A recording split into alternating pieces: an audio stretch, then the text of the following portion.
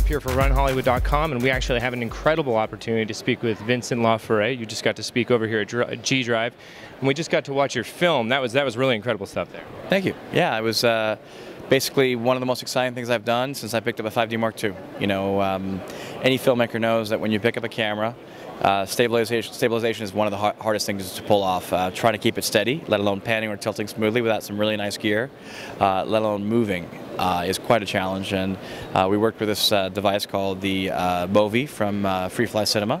These are my friends. I've known them for about 5 years, and they developed this pretty amazing technology. It's a gyro-stabilized handheld gimbal that doesn't actually have noisy gyros. It's just the technology in it. It's dead silent, so it's perfect for dialogue. And you can do some pretty unbelievable moves. You can see the video on Vimeo. Just search for Movi, M-O-V-I. And I got to tell you, I think it is a game changer, and people will find that it was in a few months, if not years from now. Go looking back. And you said you don't use Game Shaver often. Last time you used it was Reverie with the 5D Mark II. Right. Yep. And people back then were skeptical and said the camera was too expensive, et cetera, et cetera. So I'm like, it's deja vu all over again. And this actually has been seen more times and faster than Reverie. So people that really worship you out there, the DSLR user, when we go to things like Sundance, are we going to see this have a big impact on someone who couldn't maybe afford to rent one of the kind of gear you need to get the same kind of shots? I think it has a potential to have an incredible impact in that, you know, a slider is a great invention. You still need two sticks. You need to put it down, level it. You need a fluid head. You need to practice the move. And if it's a heavy camera, you know, one of the hardest decisions with sticks or a dolly track is, as a director, you really got to know exactly where you want to lay that down. Because how often have you want the extra 6 inches? Yeah. And to pick it up and change it and re-level it. This thing, you know, we're talking about complex moves, but in solo operator mode, I can just stand here and do a locked off shot, and you really will not see any movement unless I'm breathing heavy. I can do a slide. I can do a slide with parallax, like at this speed, literally. We're just doing it, and let's knock off another shot. Here we go, and go, and back.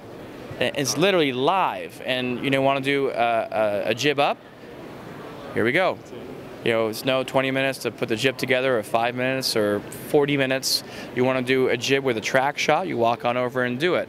Obviously, for shots like that, you know, especially if you want to use cine primes, you're going to use, you know, follow focus. Your first ACs are going to be rock stars. The one on this short was called Glenn Shin. We call him the little beast because he shot everything in 1.3 with no practice. Wow. There's two scenes in that just blew my mind. One of them, of course, and we'll go to the footage, is a rollerblading scene that just looks like one of the biggest. I mean, can you imagine if that was set up to be able to do that often? You'd have cable cams across buildings and around the city, and you'd have to close down an entire intersection. It would cost you a few $100,000. Absolutely. Or some incredible rig for a Steadicam operator, but I don't think they could run that fast at the end.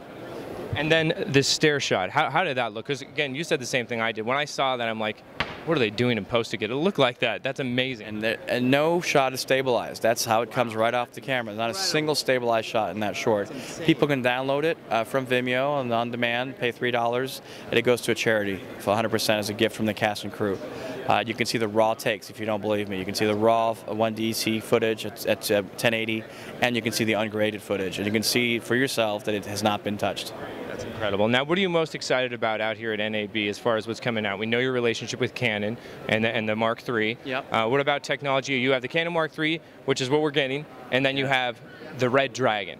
Yes. You know, have you had a chance to put hands on yet? I've seen it. I've seen early tests. It's extremely exciting.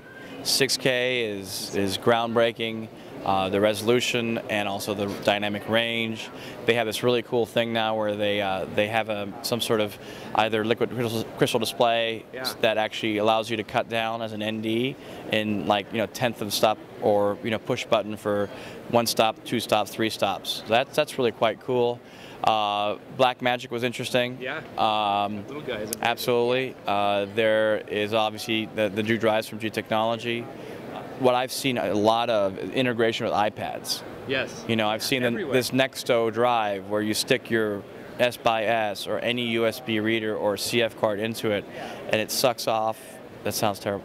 And it ingests all the footage. And, you know, Kessler has a Cine Drive system for those that do time lapse. Yeah. It's all keyframeable. So I was out on a commercial last week shooting with a Cam Ranger, which is a wireless device that transmits everything live view. You can change the aperture, ISO. And on my other iPad, I had keyframeable moves for pan, tilt, zoom, iris, focus, and slide or jib on an iPad. That's insane. So these are exciting times, and it's going to be less and less about gear and more about good ideas and great execution. That's what's ultimately exciting. I see now people like me who are passionate, people like us who are passionate, finally being able to afford the kind of quality of film that's in our heart. And I think that's who you represent. And that's what I feel. I mean, filmmaking is about story, and it's about enabling people. I mean, there's always the danger that this technology, you know, creates so much competition that it saturates the field and makes it hard to make a living, and that's a real factor. That being said, if you try to stop that, you can't stop evolution. How important as a director do you think a rig like this is, from your standpoint, going from passion to shot?